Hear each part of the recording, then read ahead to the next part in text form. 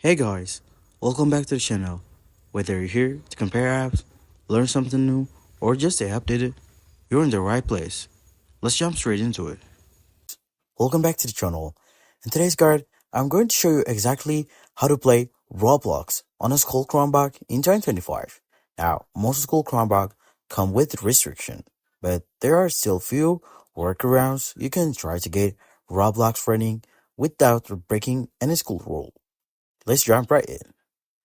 First thing first, check if your Chromebook supports the Google Play Store. Go to your settings, then go to apps, and Google Play Store. If it's available, turn it on. Once it's enabled, open the Play Store and search for Roblox.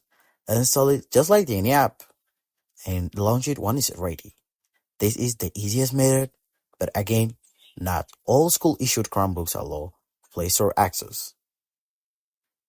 If your Play Store is blocked, the second method is using a cloud gaming platform. Head over to sites like now.gg or vortx.gg. These platforms let you stream Roblox through your browser. No downloads, no installation. Go to the sites, search for Roblox, log in with your account, and play it right from the browser windows. Next, if those are blocked too, try using Linux mode, but only if your school hasn't disabled that. Go to Settings, then go to Advanced, then go to Developers, and enable Linux. Once it installs, you can run Roblox using third platforms like Wine or Box64.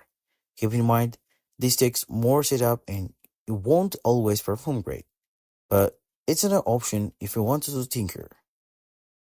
And lastly, there is the option using a VPN or proxy to bypass restrictions.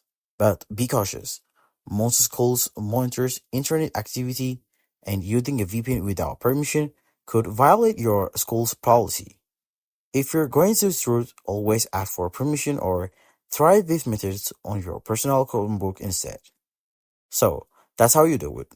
Either through the Play Store, a browser-based cloud platform, Linux installation, or with a third-party access methods.